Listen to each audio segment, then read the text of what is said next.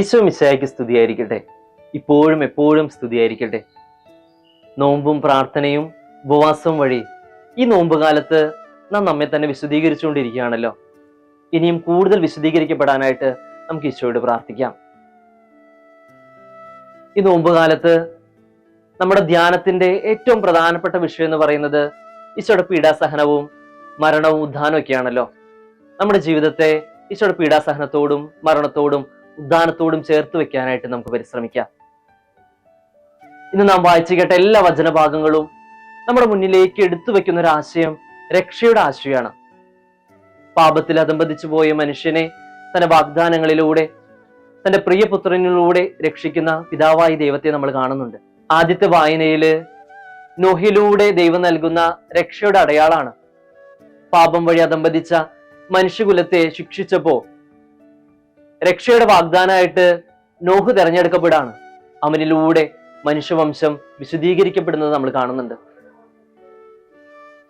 രണ്ടാമത്തെ വായനയില് ഇസ്രായേൽ ജനം ജോഷുവയുടെ നേതൃത്വത്തിൽ ജെറീക്കോ പട്ടണത്തെ ആക്രമിക്കുന്നതാണ്.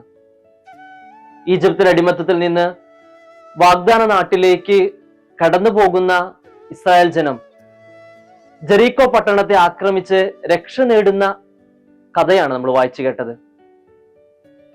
സുവിശേഷത്തിലാകട്ടെ ഈശോയുടെ പീഡാനുഭവങ്ങളെ കുറിച്ചും അതേ തുടർന്ന് വരുന്ന സെബദി പുത്രന്മാരുടെ അമ്മയുടെ അപേക്ഷയാണ് നമ്മൾ വായിച്ചു കേട്ടത്. ലേഖന ഭാഗത്ത് രണ്ട് നിയമങ്ങളെ നമ്മൾ കാണുന്നുണ്ട്, പാപത്തിന്റെ നിയമത്തെയും ദൈവത്തിന്റെ നിയമത്തെയും.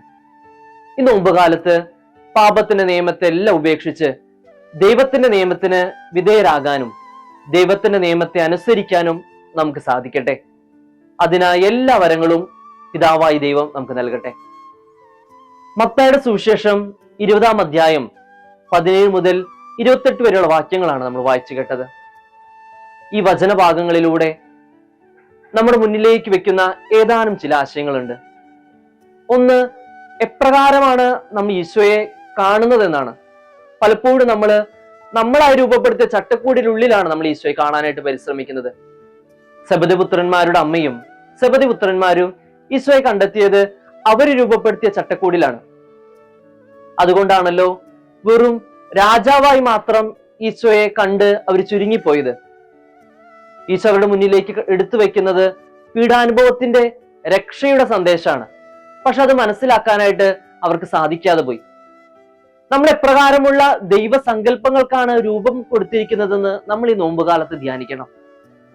നമ്മുടെ ദൈവസങ്കല്പത്തെ ശരിയായ വിധത്തിലാക്കാനായിട്ട് വിശുദ്ധ ഗ്രന്ഥത്തെയും വിശുദ്ധ കുർബാനയെയും പേഴ്സണൽ പ്രയറിനെയൊക്കെ നമുക്ക് ആശ്രയിക്കാം. ശരിയായ വിധത്തിലുള്ള ദൈവസങ്കല്പം രൂപപ്പെടാനായിട്ട് നമുക്ക് പ്രാർത്ഥിക്കാം. രണ്ടാമതായിട്ട്, എപ്രകാരമുള്ള കാസയാണ് നമ്മൾ ആശിക്കുന്നത് എന്ന് ചിന്തിക്കണം. സെബദി പുത്രന്മാര് ആശിച്ചത് ഒരു രാജ്യത്വത്തിന്റെ കാസയാണ്. ഈശോ മുന്നോട്ട് വെച്ചത് പീഡാനുഭവത്തിന്റെ കാസയാണ്. ഈശോയുടെ ശിഷ്യന്മാരായ നമ്മൾ എല്ലാവരും ആഗ്രഹിക്കേണ്ടതും സ്വീകരിക്കേണ്ടതും ഈ പീഡാനുഭവത്തിന്റെ കാസയാണ്. നമ്മുടെ ജീവിതത്തിൽ ഉണ്ടാകുന്ന പീഡാനുഭവങ്ങളെ രക്ഷയുടെ അടയാളമായി സ്വീകരിക്കാനും അതേറെ സന്തോഷത്തോടെ സ്വീകരിക്കാനായിട്ട് നമുക്ക് പ്രാർത്ഥിക്കാം. പീഡാനുഭവത്തിന്റെ കാസയെ സന്തോഷത്തോടെ സ്വീകരിക്കാനുള്ള കൃപ ലഭിക്കാനായിട്ട് പിതാവായ ദൈവത്തോട് നമുക്ക് പ്രാർത്ഥിക്കാം. മൂന്നാമതായിട്ട്, ഈശോ നമ്മുടെ മുന്നിലേക്ക് വെക്കുന്നത് ശുശ്രൂഷയുടെ നേതൃത്വ ശൈലിയാണ്. പലപ്പോഴും നമ്മൾ ആഗ്രഹിക്കുന്നത് വിജാതിയരുടെ നേതൃത്വ ശൈലിയെ പിന്തുടരാനാണ്. ആ നേതൃത്വ ശൈലിയെ ഈശോ തിരുത്തി കുറിക്കുകയാണ്. നമ്മളെല്ലാവരും ശുശ്രൂഷിക്കുന്നവരാകണം എന്നാണ് ഈശോ ആഗ്രഹിക്കുന്നത്. ഈ നോമ്പുകാലത്ത് എല്ലാവരെയും ശുശ്രൂഷിക്കുന്നവരാകാനുള്ള വലിയ കൃപ ലഭിക്കാനായിട്ട് നമുക്ക് പ്രാർത്ഥിക്കാം. ഈശോ തന്നെ പറഞ്ഞല്ലോ, ഈശോ വന്നിരിക്കുന്നത് ശുശ്രൂഷിക്കപ്പെടാനല്ല, ശുശ്രൂഷിക്കാനും അനേകർക്ക് മോചനദ്രവ്യമായി സ്വജീവൻ നൽകാനാണ്. നമ്മളും ശുശ്രൂഷകളിലൂടെ അനേകർക്ക് ജീവൻ നൽകുന്നവരായി തീരാനായിട്ട് നമുക്ക് പരിശ്രമിക്കാം.